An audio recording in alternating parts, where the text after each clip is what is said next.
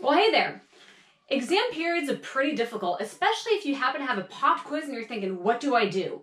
So this video, I'm going to show you 4 different things that you can do to completely ace a pop quiz or just an exam in general. Aujourd'hui, je vais vous expliquer comment vous pourrez réussir un examen, surtout un examen qui n'était pas du tout prévu à l'avance.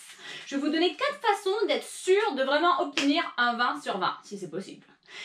Pour ceux qui sont français, je vais faire toute la vidéo en anglais et après je la referai en français. Donc peut-être que vous regardez un petit peu et vous mettez à la moitié de la vidéo pour l'écouter uniquement en français. So let's get started in English and then I'll repeat myself in French after I did my video in English.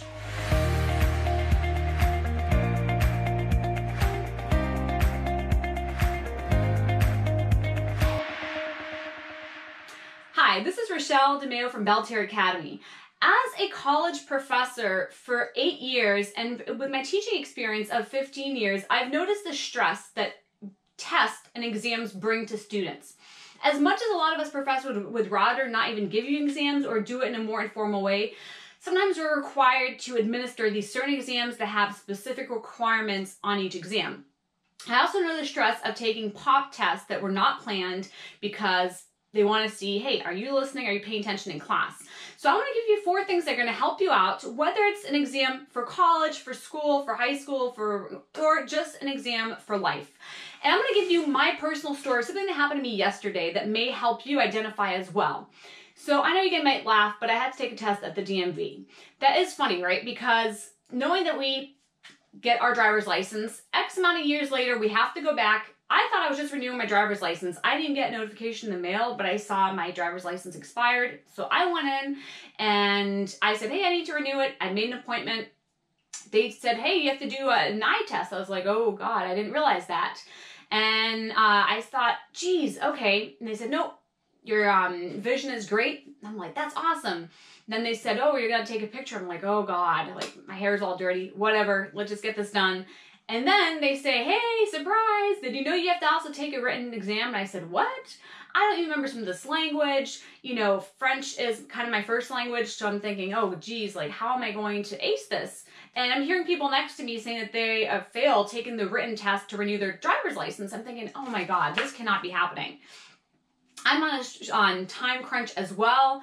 So I'm thinking, what am I going to do? Well, there are 4 things that really have helped me, whether it's been for college, going through 2 master degrees by the age of 25, going through different certificates, like one specifically for online teaching, or something as banal, as easy, as simple as your DMV test. So first thing is that like I had to do something that my 7-year-old son constantly tells me, breathe. When you need to calm yourself down, Mom, because you're stressed, you're upset, whatever it is, take a minute and breathe. So that's the first key, is that you want to breathe.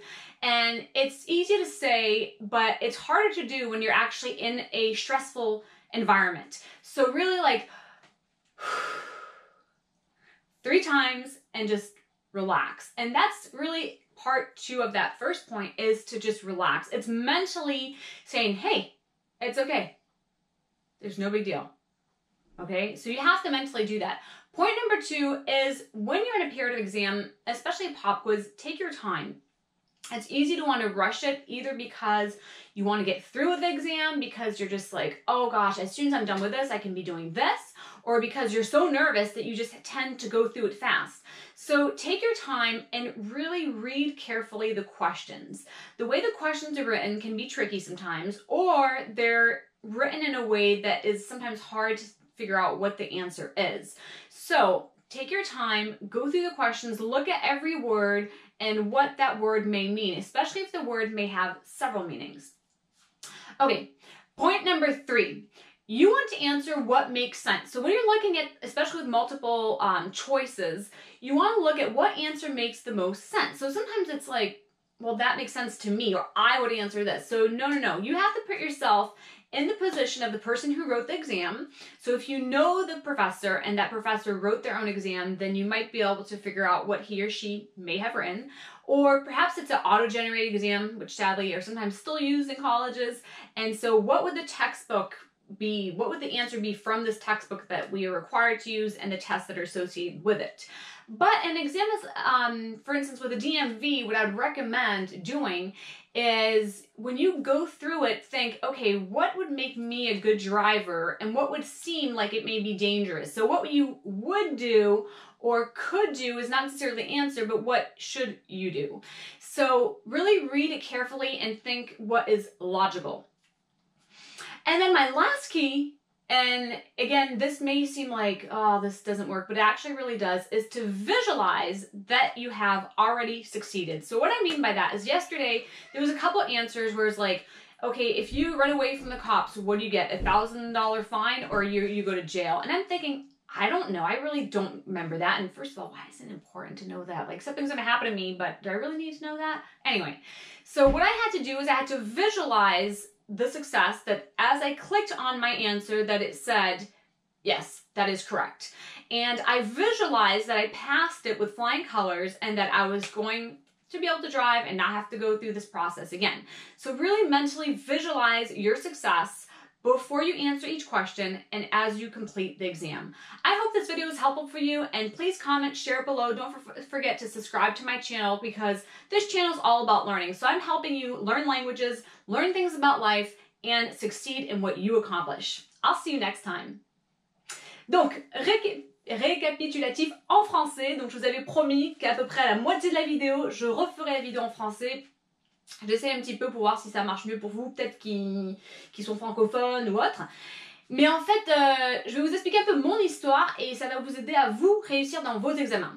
Donc pour moi, j'ai dû en fait hier faire renouveler mon permis de conduire. Je me suis dit, bon c'est facile, j'avais pris rendez-vous déjà et tout. J'arrive, je débarque et ils me disent, bon ben déjà il faut faire un test de vision. Je dis quoi mais... Et ils me disent, bah non, il faut qu'on voit si tout va bien. Je fais, bon, bah d'accord, oui, bon, bah ça va, la vision est correcte, nan. Il faut prendre une photo. Je fais une photo, mais j'ai les cheveux sales et tout. Bon, allez, on s'en fout. Bon, allez, vite fait, on fait ça et c'est bon. Et après, ils disent, ah bah non, en fait, je sais pas si on vous l'avait informé ou si on l'avait dit à l'avance, mais vous devez faire un test à l'écrit, un test de conduite. Je suis restée sur le cul, quoi. Enfin, franchement, ça m'a choquée. Donc, j'ai dit, bah, je m'y attendais vraiment pas, surtout que c'est moi qui ai demandé de renouveler mon permis de conduire. J'ai eu aucune notification, rien ne m'a été envoyé pour me dire que je vais le renouveler. Donc, j'ai pris le rendez-vous comme ça. Plutôt parce que j'avais vu que c'était expiré déjà. Donc, ça m'a un peu stressée parce que c'est aux États-Unis. En fait, le permis de conduire expire après quelques années. Voilà. Et moi, le test, bon, en plus, le français, c'est quand même ma langue natale. Donc, bon, je stressais un petit peu, j'angoissais un petit peu. Donc, j'ai fait 4 choses qui m'ont vraiment aidée. Et ces 4 choses en fait peuvent être appliquées pour quelque chose de bête comme bon, un examen, voilà, comme ça, ou que vous soyez au lycée, au collège, en université, ce que vous voulez. Moi étant prof, donc en fac depuis 8 ans, mais également prof de façon générale depuis 15 ans, c'est des choses que j'ai vues qui peuvent marcher, qui ont marché avec mes élèves.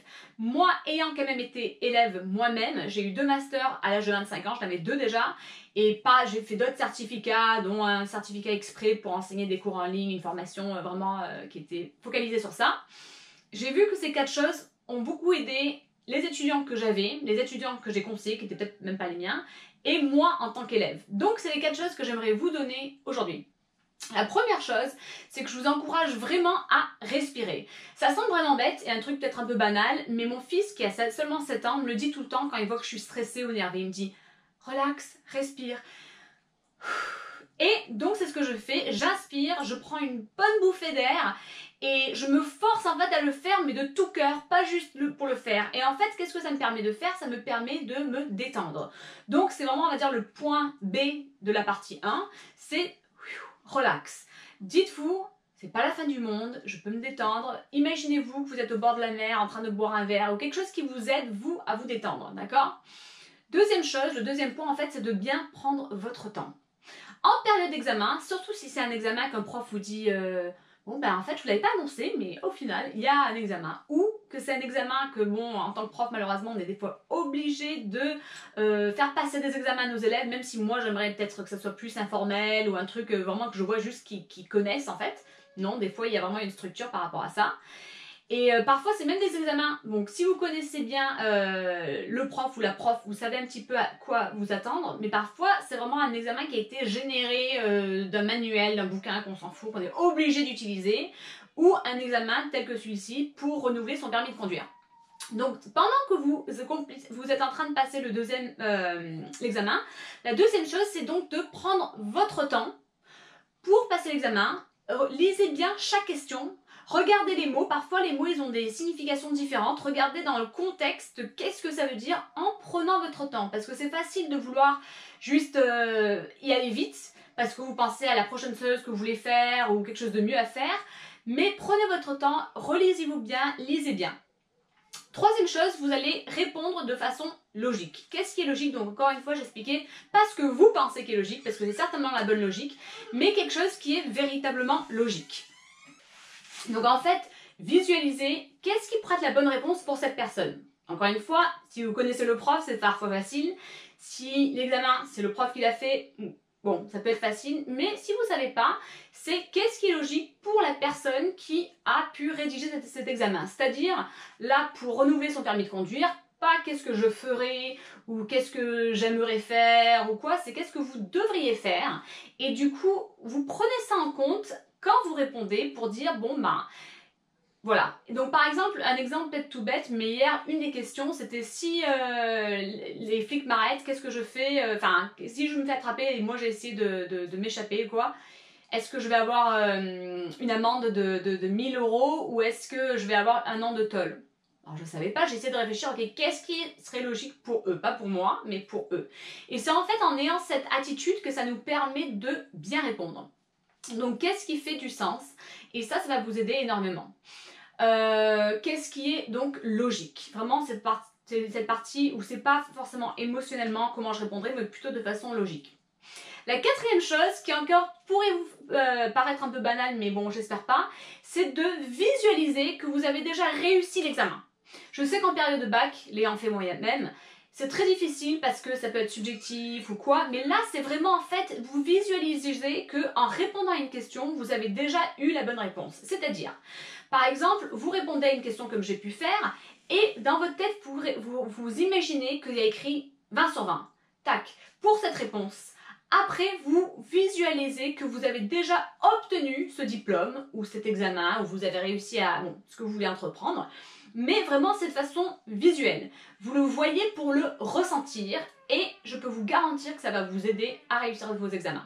J'espère que cette vidéo vous a été utile. N'oubliez pas de la partager, de vous abonner à ma chaîne, d'aimer la vidéo et je vous remercie encore une fois d'être un super public et je vous remercie également pour tous les commentaires, les petits messages que vous m'envoyez. Ça fait toujours très plaisir. À très bientôt les amis.